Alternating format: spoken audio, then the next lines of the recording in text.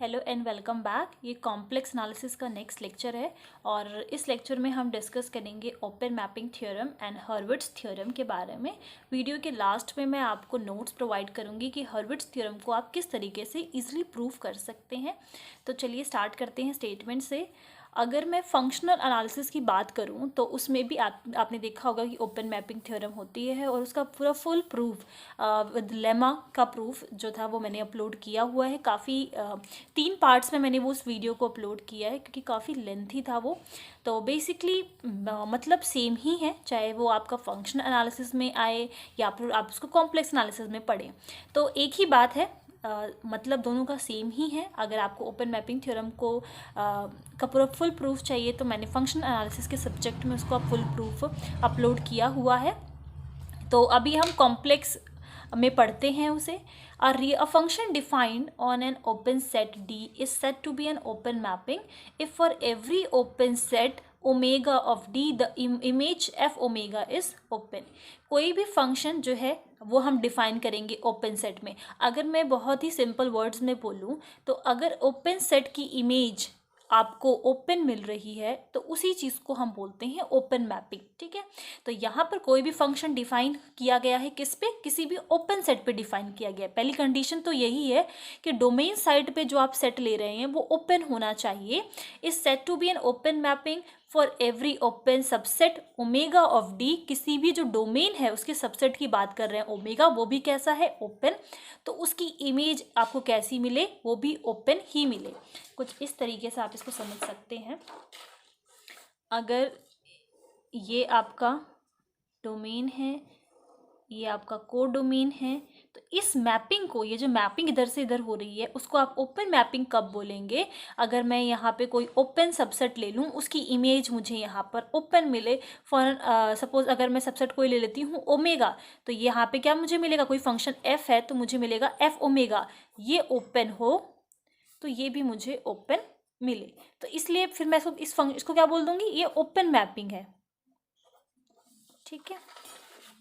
Thus, if there exists an open set in D whose image under F is not open, then F is not open mapping in D। और अगर नहीं होता तो उसको हम open mapping नहीं कर सकते। कुछ एग्जाम्पल्स के थ्रू देखते हैं इसको। कंसिडर किया हमने एक फंक्शन जो R2R है, तो हमने इसको इस तरीके से डिफाइन किया। पहला फंक्शन मैंने ले लिया F1 और ये है एक्स स्क्वेयर।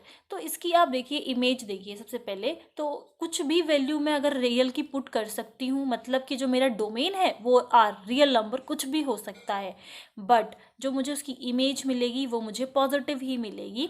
फॉर सपोज 0 मुझे मिल सकता है, 0 टू इन्फिनिटी मुझे मिलेगा। तो यहाँ पर ये ओपन आ गया, ये क्लोज आएगा, कोई भी नेगेटिव मुझे नंबर नहीं मिलेगा। तो क्या इस F1 को हम बोल सकते हैं कि ये ओपन मैपिंग है? नो, बिकॉज आप देखेंगे तो यहाँ से ये क्लोज हो रहा है, तो ये ओपन मैपिंग नहीं होगी। उसी तरीके से दूसरा एग्जाम्पल है F2 साइन एक्स। तो हमें बहुत अच्छे से पता है जो साइन एक्स की जो रेंज होती है वो क्या होती है। और अगर मेरा जो डोमेन है वो 0 टू पाई है, ठीक है, ये आपको ध्यान देना है। यहाँ पर स्पेशली मैंने जो डोमेन है वो 0 टू पाई लिया है। तो यहाँ पर मैं अगर आती हूँ तो मुझे जो उसकी रेंज मिल रही है वो 0 टू 1 मिल रही है। इधर 1 से ये क्लोज है, तो क्या ये एग्जाम्पल होगा ओपन मैपिंग का? नो। थर्ड है F3 function e to the power x plus e to the power minus x by 2। तो यहाँ पर जो मेरा डोमेन है वो रियल नंबर है, और अगर मैं इसका रेंज निकालती हूँ तो मुझे मिल रहा है 1, यहाँ पर क्लोज है, 1 टू इन्फिनिटी। ठीक है, तो क्या ये एग्जाम्पल होगा? No.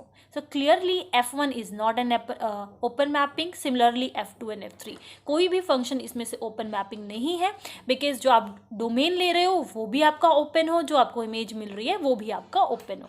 ये तो थी रियल की बात। अब अगर मैं कॉम्प्लेक्स में इसको डिस्कस करूं, if f is not constant analytic function, तो ओपन मैपिंग थ्योरम को जब मैं कॉम्प्लेक्स में डिस्कस कर रही हूँ तो समथिंग मैं उसको एनालिटिक से रिलेट करूँगी। कोई भी फंक्शन है वो कांस्टेंट नहीं है, अगर वो कांस्टेंट हो जाता है फिर तो फिर बात ही ख़त्म।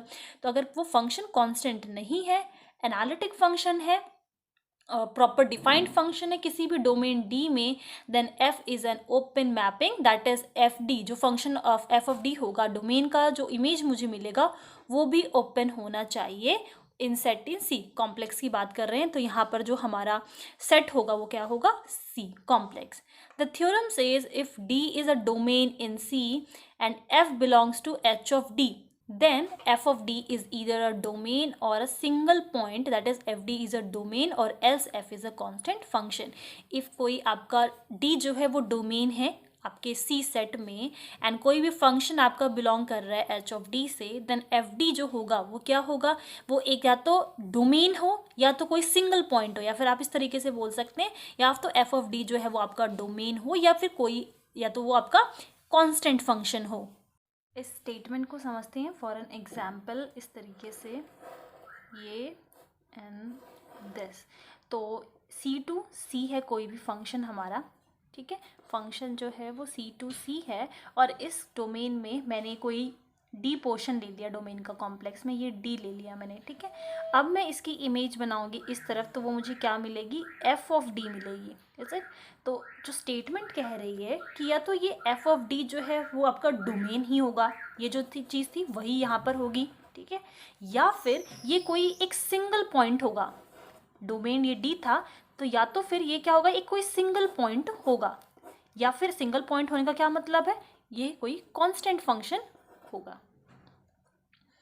आई होप अब आपको इसकी स्टेटमेंट जो है वो क्लियर है। दोनों में से कोई एक चीज़ होगी, या तो वो खुद पूरा एक डोमेन होगा या फिर कोई एक कांस्टेंट फंक्शन या फिर सिंगल पॉइंट आप कह लीजिए।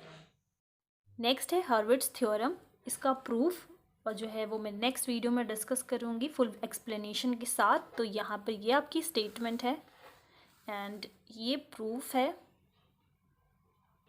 Then next this,